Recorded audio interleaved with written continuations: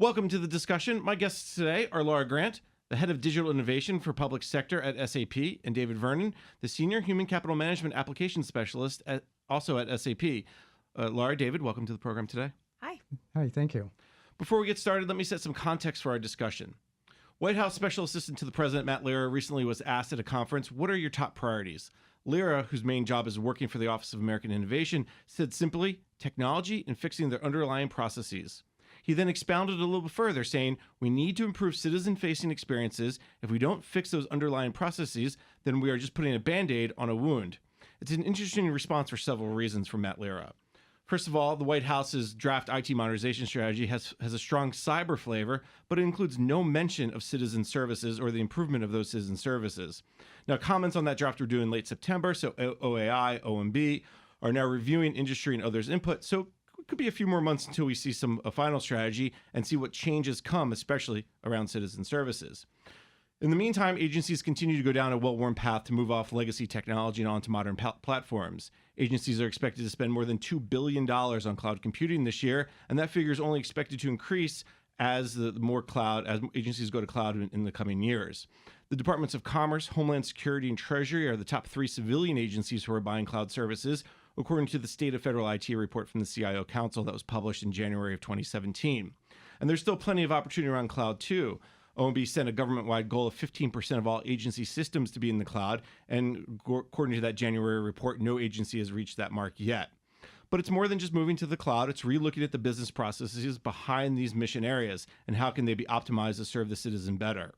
And that's where data analytics, a strong eye toward mobility, and of course the use of Agile or DevOps all can play huge roles. So how can agencies bring all these initiatives together? Well, that's why we have our guests today. They're going to tell us everything they know. Once again, my guests are Laura Grant, the head of digital innovation for public sector at SAP, and David Vernon, the senior human capital management application specialist at SAP. Let me turn to Laura first and get a little bit of understanding about this IT modernization effort. What are some of those trends that you're seeing around technology modernization? The first thing I want to talk about is when we talk about IT modernization, it's important for the government customers that we're talking to really understand this is that opportunity to not just modernize the systems. It's more than just upgrading those systems, moving off of legacy systems, repeating those the same look and feel of the legacy system in a new, more modern software package. This is a perfect opportunity for the customers to rethink those business processes. How do you take a business process that is maybe 10 steps today and get that down to 2 steps? The government the agencies are really expected to do more with less. So this is a great opportunity for them to rethink those business processes, make them more efficient, automate those. And then once they're able to do that, then they should also think about, is this modernization effort, is this an innovation platform that I can continue to modernize with down the road? Because technology is changing so rapidly, you have to think about those technologies that are going to let you bring in new functionality down the road and new innovations that we can't even imagine today. So I think it's kind of twofold, thinking about those innovation technologies that are coming in, but also rethinking the business processes. So some of those innovations, things that are coming into the enterprise and into the business processes are machine learning, artificial intelligence, blockchain, chatbots, bringing chatbots into the enterprise. We have digital assistants at home. Why not have those in the enterprise? Why not talk to your financial system? Why not talk to your supply chain system, your HR system? These chatbots leveraging machine learning will then become kind of smart assistants. So as you ask questions of your chatbot over time, the intelligence will step in and start telling you information that they know or that they think you might want to have access to and act upon.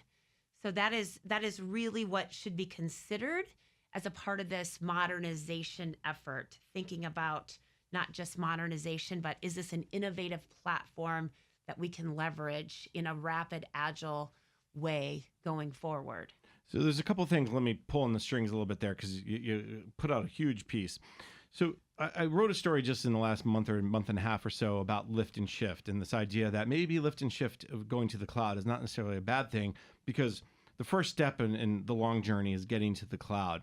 Are you basically saying lift and shift maybe is okay for some things, but that should not be the only thing you're doing? That shouldn't be the only vision you have from an agency perspective. This is a perfect opportunity to actually bring the analytics into the same system with the transactions. And what the value of this is from the functional community perspective is you now, from a financials perspective, no longer need to do trial balances, no longer need to do as many reconciliations. You've got all of these systems together in one spot with the analytics. So the time spent doing the countless hours of time spent doing reconciliation, month end, quarter end, year end closes, and trial balances will go away. We're talking about closing every day. The transactions are live, the analytics are live. So when there's a huge business process change happening right now, and the government can really take advantage of this and really save a lot of manpower hours. Because again, like I said, they're really being asked to do so much more with less resources, and this is one of the ways that they'll be able to do that. From a supply chain perspective, there's a lot of time spent in the planning process, weeks and sometimes months in planning. When you have your analytics in the same system as your supply chain system, you can do planning every single day. You're no longer planning based on old information. You're planning in real time, and you're really running the government in a live situation. You've got real information. I want to bring David into the conversation. David, one thing that Laura talked about was chatbots for HR. Now, your specialty is around the human resources side. Talk a little bit about where you're seeing this modernization effort bleed into the HR side. We can talk workforce all day, but from a technology, from a, if you will, a business process side of the ledger, if you will. Okay. From the federal standpoint, we're not seeing chatbots yet, but we are seeing a big push to the social networking. And more communications going on between the actual employees and the management staff to get them more engaged and to get them more productive and make them feel like they're more part of the organization. So we see that move down there. Now, Laura gave me an example yesterday that I thought was to die for. I really did. It's like Alexa, Alexa and Siri. And to be able to walk into your office as a human resources specialist and say, Alexa, give me my head count as of today, and that would be able to do that. That's where we're looking, and that's where we're going. And that's where I see HR can take advantage of a lot of these things that are coming down the road. And one thing, when you talk about Alexa walking in, and you're not walking in, but you're walking in and asking Alexa or Right. Siri or whoever, what is today's head count, you also can help you plan, meaning if you take advantage, if you see someone who's been absent multiple days, is there something going on in that person's life that we should know about? It gives HR a much richer idea of what's happening with the workforce, and that means better morale, hopefully. It means better productivity too. Absolutely. And when you think of that, having that capability, understanding that I came from an era that everything was pen and paper, and to have that ability to get to that information or to do that planning and to bring in the worker into the organization that tight knit, I think it is a major that we're going to see coming down the road. From a human resource perspective as well, one of the things that we already have available today is leveraging machine learning to remove bias in the recruiting process, as well as doing resume matching. So some still very manual processes today that happen in the HR community, and leveraging machine learning to automate that. So some huge advantages there. And you almost stole my question, because I was going to ask, what are some of those trends that are starting to emerge, maybe on that cutting edge a little bit, when you talk about AI and machine learning, and you talk about even something like chatbots? Are agencies yet asking for these things, or they're not just quite there yet?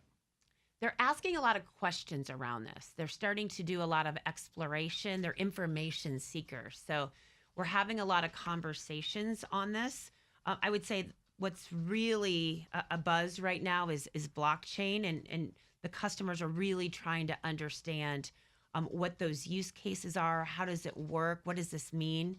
Which is interesting because it's allowing us to change the conversation around the business processes. When you're using a technology like blockchain, you really explore the existing process and how blockchain could really, really change some of that.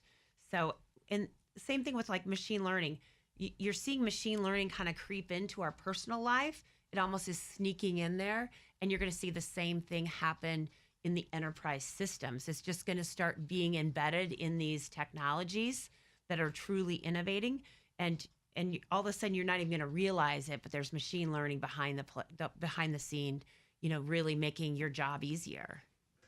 One of the interesting things you talk about when blockchain, and I've been to several conferences over the last month or so, and that seems to be a pretty hot topic. Let's just give our audience a quick definition of blockchain. It's one of those new technologies I'm not sure people know about. It's really all about ensuring identity. It's ensuring authentication. Just give us the 50,000 foot view. Right. So blockchain is leveraging a distributed ledger of information across a network in a trusted fashion. And I think that's why it's so appealing. When there's a lack of trust and a need for a network, this is really an interesting technology to use. And the use cases continue to build. But I see a huge push in the federal government. Usually the government is a laggard in adopting technology, but with blockchain, I wouldn't say they're the complete on the forefront, but they're definitely considering it for several use cases. So we could have said the same thing about IPv6, and unfortunately that fizzled around, but we won't get into that. David, let me ask you a similar question. When you look at trends in the HR, human capital, human resources world, when it comes to this modernization push, again, it doesn't necessarily have to be technology, but some things that are enabled by technology. What are some of those modernization trends you're starting to see across the government? Well, we're just moving into that, not meaning the federal government, because I've been with supporting the federal government for the past 20 years. And there seems to be a lot of interest in cloud-based HCM, especially with it has to be configurable, it has to be easy to use, it has to be mobile. Yes, mobile. Mobile's a big thing. Everyone's interested in mobile. They don't know how they're going to use it yet because the federal agencies are different how they handle mobile. We see this a lot more in the private sector, in commercial. They are faster to adopt these new technologies, but we're seeing it now come into the federal government. There's a big interest in that area of HCM. And it's interesting you talk about the trends of cloud as it kind of creeps into HR. That is the one area where one could argue that needs some modernization help. It needs some of that technology infusion. So I can do my time and attendance from my phone. I can put in a request for leave from my phone. Why do I need to be at my hard desktop behind the computer? It's a very interesting, and even signing in and out, right? I know federal employees, especially those in the union, have to sign in at a certain time, have to sign out at a certain time. All of that should be able to be done. If you're telecommuting, if you're done being at a conference, why do you need to be or do it after the fact? Are agencies, do you get the sense that agencies understand that need, or is that being maybe a bottom-up push from the employees who are asking for it? Now, I think the agencies are seeing that need. The difference is the systems that they have currently, 20, 30 years old. So a lot of them are homegrown. Some of them are off-the-shelf software. But it's the way that they're used to doing business. So they're just learning what they can do now with the newer systems. Now, I think millennials are pushing more because we have 5 generations in the workforce now. For the first time ever, and they all work differently. And millennials, they want to be able to, like you said, go to your cell phone and enter transactions or access data without having to be in the office. They can do it on any mobile device. So I see that moving, and I think employees are pushing them a little bit. Interesting. Now, we'll blame the millennials on something else, and that's a good time to take a quick break.